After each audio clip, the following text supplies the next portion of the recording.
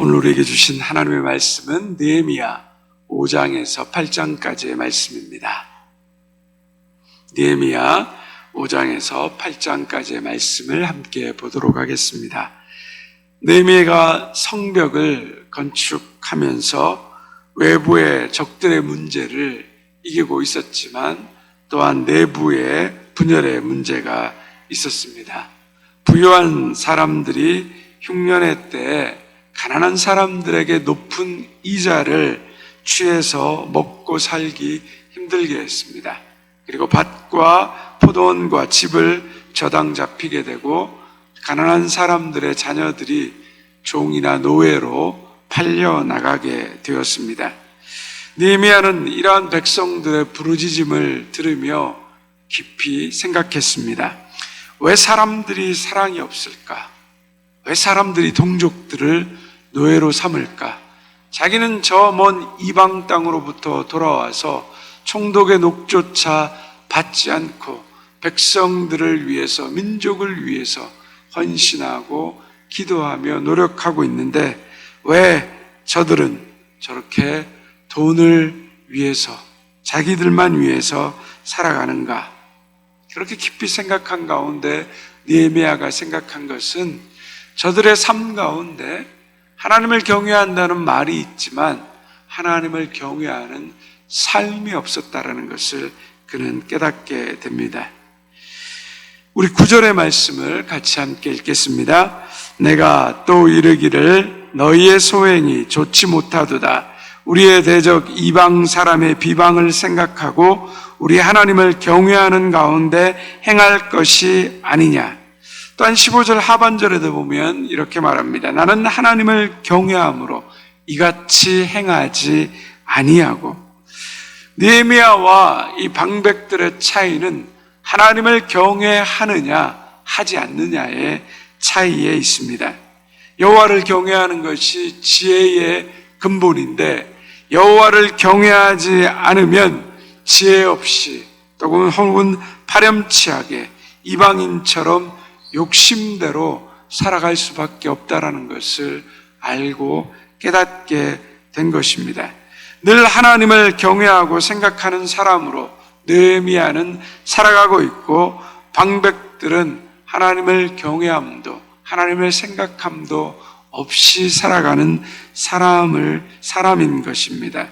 늘 우리의 마음속에 여호와를 경외하며 살아가는 것, 그리고 하나님을 늘 생각하며 살아가는 것, 그리고 여호와를 경외하지 않고 여호와를 생각하지 않으며 살아가는 것, 그 삶의 차이가 이런 엄청난 차이를 만들게 되는 것입니다. 저와 여러분의 삶이 늘 하나님을 경외하며 살아갈 수 있기를 바랍니다. 지혜가 부족하다고 생각하십니까? 그러면 늘 하나님을 경외함으로 살아가십시오. 그러면 하나님이 우리에게 하나님을 경외하는 자의 지혜를 반드시 주실 것입니다.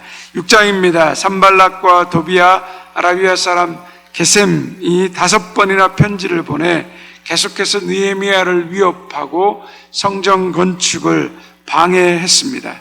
그럼에도 불구하고 그 수많은 위협에도 불구하고 느헤미야는 52일 만에 예루살렘 성벽을 완공하게 됩니다. 우리 16절의 말씀을 같이 함께 읽도록 하겠습니다. 우리의 모든 대적과 주위에 있는 이방 족속들이 이를 다 듣고 두려워하여 크게 낙담하였으니 그들이 우리 하나님께서 이 역사를 이루신 것을 알미라.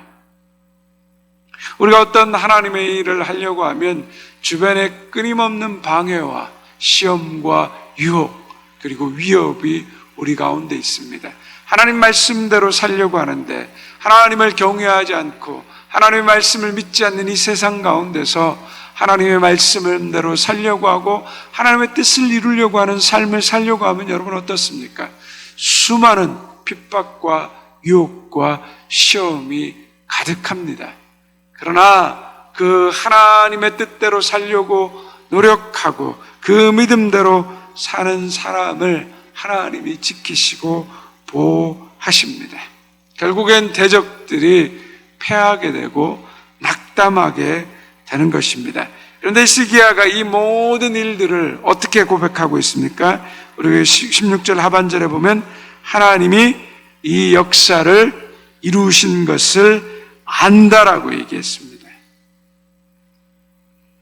이런 큰 역사를 이루고 나면 사람들은 보통 어떻게 합니까? 사람에게 영광을 돌립니다. 그리고 대단한 사람을 이야기하고 대단한 건축의 공법을 이야기하고 대단한 능력을 치하하면서 잔치를 끝냅니다. 그러나 성경은 뭐라고 말하고 있습니까? 느헤미야는 어떻게 고백합니까? 우리 하나님께서 이 역사를 이루신 것을 알미니라. 심지어 대적들도 이방인들도 하나님이 하신 역사라는 것을 알았다는 거죠. 어떻게 그 일이 가능합니까? 70년간 회파되었던 성벽을 52일 만에 지었기 때문입니다. 어떤 일이든 우리가 하나님이 하셨다라고 고백하는 믿음, 그것이 참된 믿음의 사람입니다. 우리의 삶이 여기까지 오고 이루어진 모든 것들은 신실하신 하나님, 우리를 보호하시고 지키시고 인도하신 하나님, 그 하나님이 오늘 나를 여기까지 인도하셨음을 알미라. 내 인생은 하나님의 은혜와 하나님의 선하심과 하나님의 보호하심 가운데 여기까지 왔습니다. 그것을 고백하는 사람, 그 사람이 바로 여호와를 경외하는 사람입니다. 7장으로 넘어가겠습니다. 5절부터 72절까지 바벨론 포로에서 돌아온 사람들을 계보대로 쭉 또 읽어갑니다. 족보가 중요하죠. 그리고 하나님의 역사를 누가 세웠는가를 쭉 기록하고 있습니다. 돌아온 사람들의 명단 구성을 보면 8절 이하에 보면 계속 이런 얘기가 반복됩니다. 누구누구의 자손이거나 어느 땅의 사람이라는 겁니다. 이 말은 무엇을 의미하느냐면 돌아온 사람들은 땅과 자손을 주시겠다고 약속하신 아브라함의 언약을 경험하고 성취되는 사람들로 기록하고 있는 것입니다.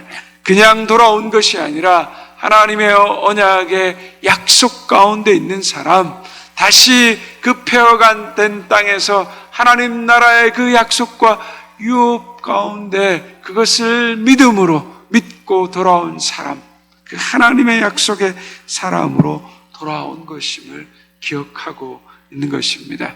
우리도 늘 어떤 일에 있어서 늘 중요하게 생각하는 것이 무엇이어야 됩니까? 우리가 하나님 나라를 이루고 만들어가는 사람이다. 내 삶과 내 자손, 내 터전 모든 것들이 하나님의 나라를 이루는 일 가운데 있는 것이다. 그래서 하나님 나라에 속한 땅과 하나님 나라에게 속한 우리 자녀들이기 때문에 그들을 소중히 여기고 그들을 하나님 나라의 백성으로 길러내고 하나님 나라의 백성이 되도록 기도하는 것, 그것이 우리에게 중요한 은혜이며 사명입니다. 나는 하나님 나라의 소유이며 하나님의 백성이라는 것, 이것을 어떤 상황, 어떤 경우에도 잊지 않으시기를 바랍니다. 8장입니다. 성벽을 건축했다고 해서 우리의 삶이 완벽한 것은 아닌 것입니다. 대단한 일을 이루었다라고 해서도 우리의 삶이 온전해지는 것은 아닙니다. 우리의 삶이 온전해지는 것은 무슨 일을 했다거나 대단한 일을 이룸으로 그것만으로는 되는 것이 아닙니다. 무엇이 우리의 삶을 온전하게 하는 것입니까? 그것은 바로 말씀 앞에, 말씀 위에 서는 것입니다. 우리 5절과 6절의 말씀을 같이 함께 읽겠습니다. 에스라가 모든 백성 위에 서서 그들 목전에 책을 펴니 책을 펼 때 모든 백성이 일어서니라. 에스라가 위대하신 하나님 여호와를 송축하며 모든 백성이 손을 들고 아멘 아멘 하고 응답하고 몸을 굽혀 얼굴을 땅에 대고 여호와께 경배하니라. 모세의 율법책을 가져다가 성경을 백성들에게 읽어주고 회중이 그 말씀에 귀를 기울이고 에스라가 그 하나님의 말씀을 해석하고 깨닫게 했다는 겁니다. 또한 백성들이 그 말씀을 듣고 통곡하고 가슴을 치며 울면서 하나님 앞에 회개하는 시간을 가졌습니다. 그리고 학사 에스라를 통해서 계속해서 하나님의 말씀을 듣고 배우고 깨닫게 되는 것입니다. 말씀 앞에 우리가 온전히 드려짐으로 말미암아 공동체가 온전하게 세워지는 것입니다. 나와 우리 가정, 우리 교회가 온전해져 가는데 반드시 필요한 것은 말씀을 읽고 말씀을 듣고 말씀을 깨닫고 말씀 앞에 나를 온전히 들을 때입니다. 이스라엘 백성들 역시 하나님의 말씀을 스스로 읽고 해석하는 시대가 아니었습니다. 성경책을 누구나 볼 수 있는 시대가 아니었습니다. 구전으로 전해지는, 그리고 기록된 제사장들만 읽을 수 있는 말씀이었습니다. 그런데 오늘 우리는 어떻습니까? 스스로 말씀을 듣고 읽고 깨닫고 묵상하고 우리가 드리고자만 하면 언제나 언제든지 하나님 앞에, 그 말씀 앞에 우리 자신을 드릴 수 있는 것입니다. 오늘도 하나님의 말씀은 살아있고 운동력이 있어 저의 날선 어떤 검보보다 더 강력하여서 우리의 관절과 심령과 골수를 찔러 쪼갠다고 했습니다. 이 능력의 하나님 말씀 앞에 오늘도 우리가 날마다 시간을 들이며 그 말씀 앞에 섬으로 말미암아 우리가 하나님의 말씀으로 온전해질 수 있는 그 하나님의 백성들 되시기를 주님의 이름으로 축원드립니다. 이제 느헤미야 5장에서 8장까지의 말씀을 경청하겠습니다. 주의 말씀은 내 발의 등이요 내 길의 빛이십니다. 아멘.